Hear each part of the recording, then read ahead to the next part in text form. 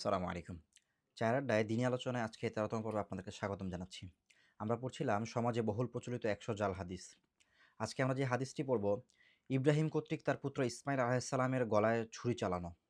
আমাদের সমাজে অসংখ্য মিথ্যা কাহিনী প্রচলিত আছে ইব্রাহিম আলাইহিসসালামকে কেন্দ্র করে। ইব্রাহিম আলাইহিসসালাম তার পুত্র ইসমাইল আলাইহিসসালাম তাদের কুরবানি ঘটনা সংক্রান্ত বেশ কয়েকটি সনদবিহীন মিথ্যা কথার প্রচলন রয়েছে। যেমন ইব্রাহিম আলাইহিসসালাম স্বপ্নে প্রিয় বন্ধু কুরবানি করার আদেশ পেয়েছিলেন। আমাদের সমাজে কথা প্রচলিত যে ইব্রাহিম আলাইহিসসালাম পরপর কয়েকদিন স্বপ্নে প্রিয় বস্তু কুরবানি করার নির্দেশ পেয়েছিলেন। তারপর তিনি অনেক জিনিস কুরবানি করেছেন বা চিন্তা করে খুঁজে পাচ্ছিলেন না তার প্রিয় জিনিস কোনটি।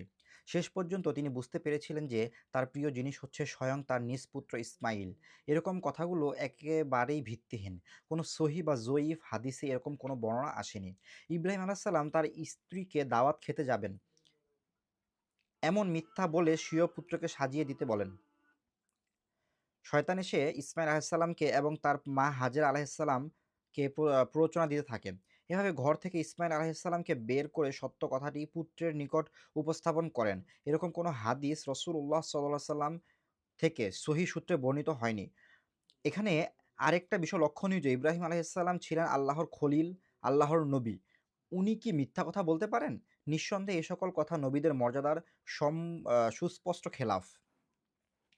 ইসমাইল আলাইহিস সালামের গলায় ছুরি চালানো নিয়েও আমাদের সমাজে রয়েছে অনেক বানোয়াট গল্পকাহিনী।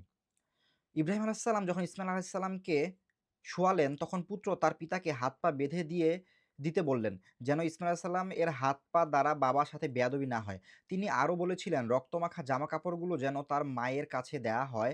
বাবা নিজে ছেলেকে দড়ি দিয়ে বেঁধে তার ছুরি চালনা শুরু করলেন। কিন্তু ছুরি গলায় চলছিল না, যদিও এই ছুরি দিয়ে পাথরও কেটে গিয়েছিল। তারপর ইব্রাহিম আলাইহিস সালাম নিজের চোখ বেঁধে জবেহ শুরু করলেন। চোখ খুলে দেখেন নিজ পুত্র দূরে দাঁড়িয়ে আছে, তার আর ছুরিতে একটা দুম্বা জবেহ হয়েছে। এগুলো সবই বানোয়াট ও ভিত্তিহীন কথা। মহান আল্লাহর খলিল ইব্রাহিম আলাইহিসসালাম এর ইসহাক ও ইব্রাহিম আলাইহিসসালাম নামক দুজন ছেলে ছিল। দুজনের মধ্যে থেকে ইসমাইল আলাইহিসসালামকে কুরবানি করতে ইব্রাহিম আলাইহিসসালামে আদিষ্ট হয়েছিলেন। আল্লাহ রাব্বুল আলামিন কুরআনুল কারিমে বিস্তারিত বিবরণ তুলে ধরেছেন। হে আমার রব, আমাকে এক সৎকর্মপরায়ণ সন্তান দান করুন। অতঃপর আমরা তাকে এক সহিষ্ণু পুত্রের সুসংবাদ দিলাম। অতঃপর তিনি যখন তার পিতার সাথে কাজ করার মতো বয়সে উপনীত হলেন, তখন ইব্রাহিম বললেন, হে প্রিয় বৎস, আমি স্বপ্নে দেখি যে তোমাকে আমি জবেহ করেছি। এখন তোমার অভিমত কি বলো? তিনি বললেন, হে আমার পিতা, আপনি যে আদেশপ্রাপ্ত হয়েছেন তাই করুন।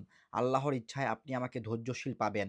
অতঃপর যখন তারা উভয়ে আনুগত্য প্রকাশ করলেন এবং ইব্রাহিম তার পুত্রকে উপুর করে শায়িত করলেন, তখন আমরা তাকে ডেকে বললাম, হে ইব্রাহিম, আপনি তো স্বপ্নের আদেশ সত্যই পালন করলেন।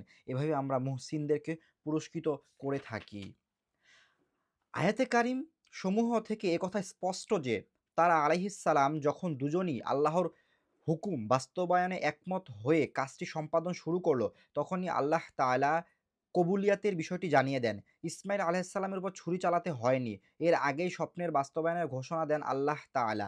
মূলত আল্লাহ রাব্বুল আলামিন চাননি যে পিতা তার নিজ পুত্রকে জবেহ করে ফেলুক। তিনি দেখতে চেয়েছিলেন আল্লাহর হুকুমের সামনে তারা উভয়ই মাথা নত করেন কিনা। আল্লাহ পাক যেহেতু মনের অবস্থা জানেন, তাই তাদের অন্তরে আল্লাহর হুকুম পালনের ইচ্ছে যেমন দেখে তাদেরকে মুহসিন বান্দা বলে সম্বোধন করেছেন। মুহাম্মদ ইবনে সাইয়্যিদ রাহিমাহুল্লাহ, যিনি দরবেশ হুতো নামে সুপরিচিত আছে, আজ থেকে ১৫২ বছর পূর্বে ১২৭৬ হিজরিতে মৃত্যুবরণ করেন।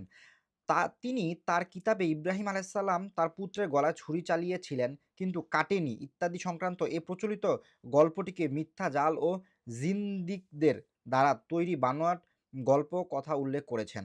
সুতরাং কোরআন মাজিদ ও সহিহ হাদিসের বাইরে এই সংক্রান্ত যত ঘটনা আছে তার সবগুলো সনদহীন মিথ্যা জাল হাদিস।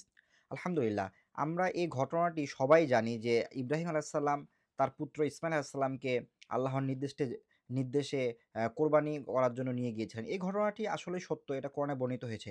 কিন্তু এর বাইরে আমাদের সমাজে প্রচলিত যত ঘটনা আছে এটাকে কেন্দ্র করে তাকে শোয়ানো হয়েছিল, তাকে জবাই করা হয়েছিল বা দাওয়াতের যে বিষয়গুলো, এই সব ঘটনাগুলো মিথ্যা। এখানে মূলত সেই বিষয়টি তুলে ধরা হয়েছে। আল্লাহ সুবহানাহু ওয়া তাআলা আমাদেরকে সকল প্রকার জাল হাদিস থেকে হেফাজত করুন। আল্লাহুম্মা আমিন। আসসালামু আলাইকুম।